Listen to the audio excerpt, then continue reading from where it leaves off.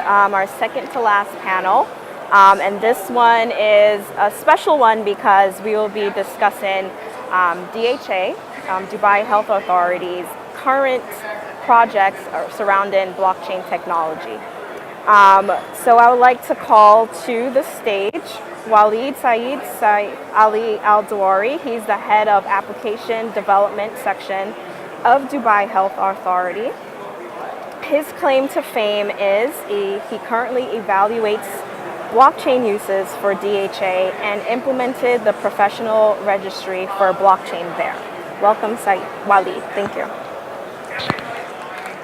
Because we're met live. Great.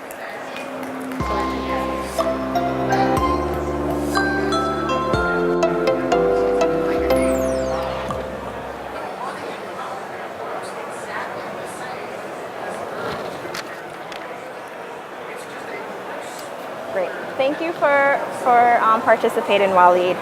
So the title of our session is creating a platform to share doctors' license across territories. Can you provide a quick overview on the status and use case of the Sharia and blockchain adoption and why DHA decided to implement and start with this initial use case? First, we started with the technology to see the capability of the blockchain itself. We started in beginning of 2018 to implement the idea itself. It's actually, as the UAE, we have 4 entity licensing bodies in the UAE. One of them is Department of Health, Abu Dhabi. And we have Ministry of Health for the Northern Emirates. And Dubai, we have for the Dubai City, Dubai Health Authority. And for the free zones, we have Dubai Healthcare City. So we came up with the idea, why do we have, as a doctor, why do you have to go to the hassle of applying for a license again, another entity, when you are already licensed in DHA? So we called up all the entities. We showed them our plan. We showed them the idea. Why don't we come up with a blockchain to unify the physician's registry? So when a doctor applies in DHA and he's already working as full-time in DHA, he can easily work as a part-time in other Emirates, and maybe if he wants to open a new clinic. So the hustle is that when you get a new license, you have to go through the process, which takes around 6 to 8 weeks.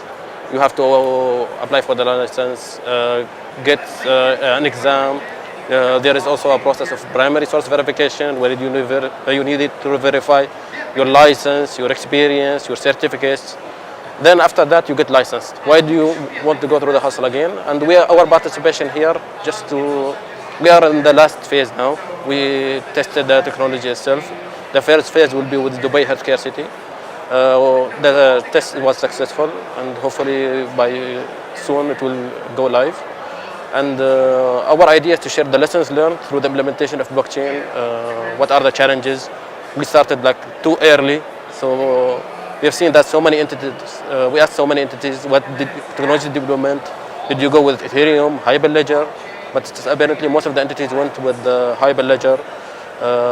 Then again, what are set it down with other entities, agreeing with them, drawing the plan, who will be on board in phase 1. This is also a concern. Then we had the platform itself. Do we need to use our own platform, or do we need to go with Smart Dubai platform? And eventually we agreed that we will go with we build our own platform, then till Smart Dubai platform is ready. Great. Thank you, Waleed. So why was Dubai Health Authority so determined to become an early implementer of blockchain? It's actually, Dubai is transforming to blockchain city, and they already awarded that. So why do we have, it's not an option. We have to move forward with everyone. We don't want to be left behind also. So our use case maybe is not a big use case, but actually it's us of exploring the technology itself. The potentials are high from the technology perspective, connectivity perspective, integration, cost. I think we see that it's a good, efficient technology. Yeah, absolutely. So we've heard from Estonia, and we've heard from countries represented like the UK, the US. Do you actually think Dubai has an advantage over, larger institutionalized countries that can actually create a success story like Estonia for the implementation of blockchain for medical records? Well, speaking about the medical records, still the option is not yet explored yet, because looking at the option itself, it's like a new technology, and even with the 4G technology, and even asking like many people, it's just happening in US. So let's see how it's happened, and what's actually the progress. So since it's a big risk, so I think we need to be careful while implementing such technology in a large volume as medical health record. Absolutely. So going back to provider credentialing and licensing, why this use case above others, and how does it fit with other planned process improvements initiatives at DHA? So looking at the idea itself, now most of the time we have one-to-one integration with Ministry of Health to share our information. And not all the use cases is applicable. Some of them are manual actually. That we need to, if you need to apply again, you have to go from zero, which is a manual process. Now looking at it, if you, from technology perspective, you have to do integration point to point with each entity to get the results. Like you don't know the technology used by other entities also. And even the cost of implementation, such technologies, integrations are really expensive.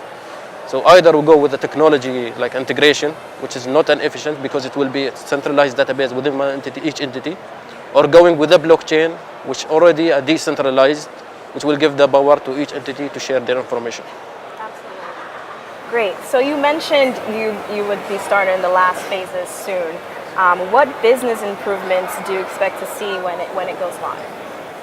So the first improvement, like from first the doctor applying to DHA, they got the license, applying to other entity.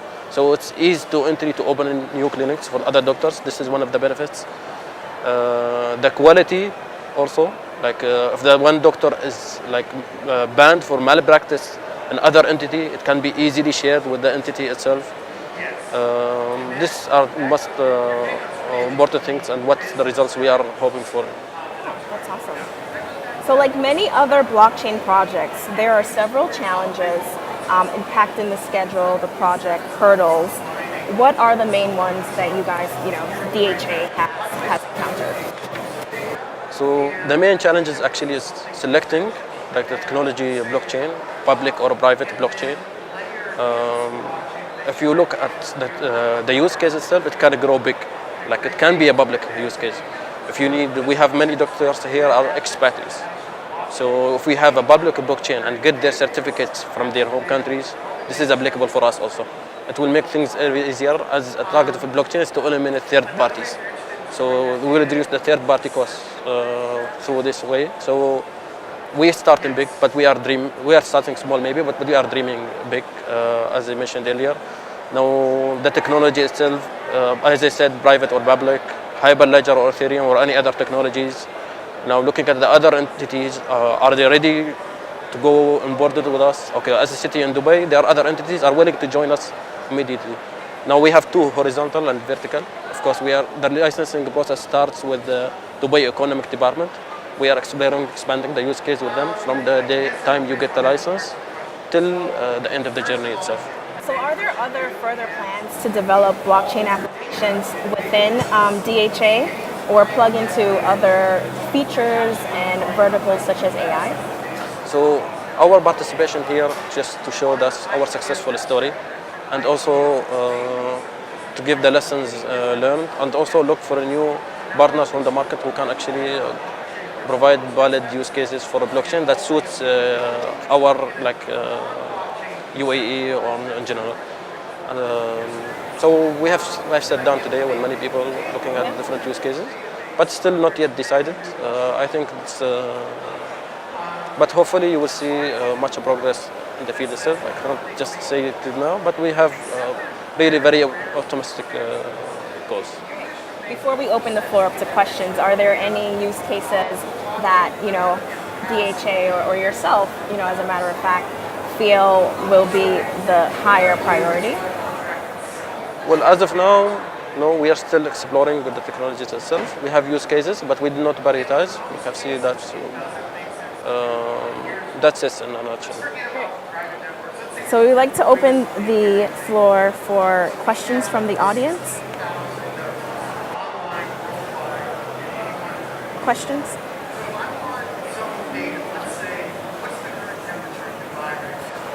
Yes, we have one over here.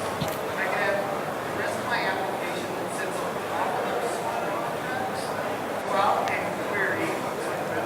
the mic.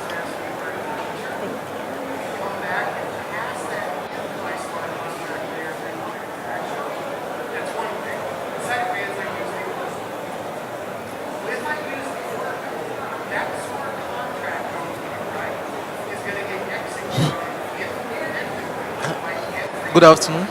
Good afternoon. My name is John Segun from Adventures International Service. So, please, my question is: there are like medical license or nurse's license? There are some people that are still outside. They are not yet in the UAE. They want to come and practice, but they want to know if they can apply from outside the license and get the license before coming to the UAE. Okay. And how long does it take for them, the license to be approved for medical doctors and nurses? I'm a technical person, but in general, we have our website. You can go to our website, dha.gov.ae. We have all the information there. It usually takes around 6 to 8 weeks for you to get licensed in UAE. First, it will guide you through all the steps. We have revamped our system recently. We reduced the time to get a license, and it was launched in March. But in details, you can go to our website, you can apply there, and the process is smooth. It takes, as I told you, 6 to 8 weeks, where you apply, attach all the documents, we verify your certificates, your license, your experience, and then you get a temporary license, and then you come to join a clinic or hospital in Dubai, especially.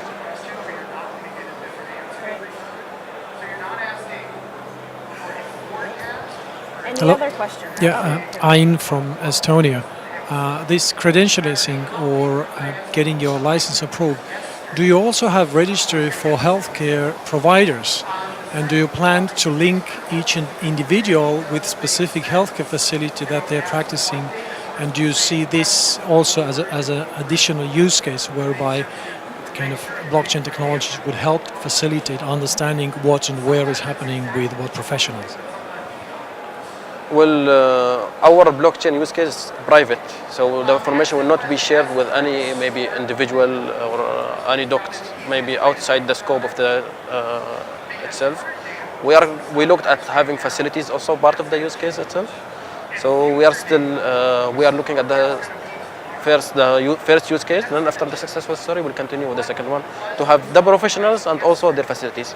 But as a system for us for DHA and the online, the facilities can manage like their complete facilities physicians easily through the e-services portal in DHA. Do we have any other questions from the audience?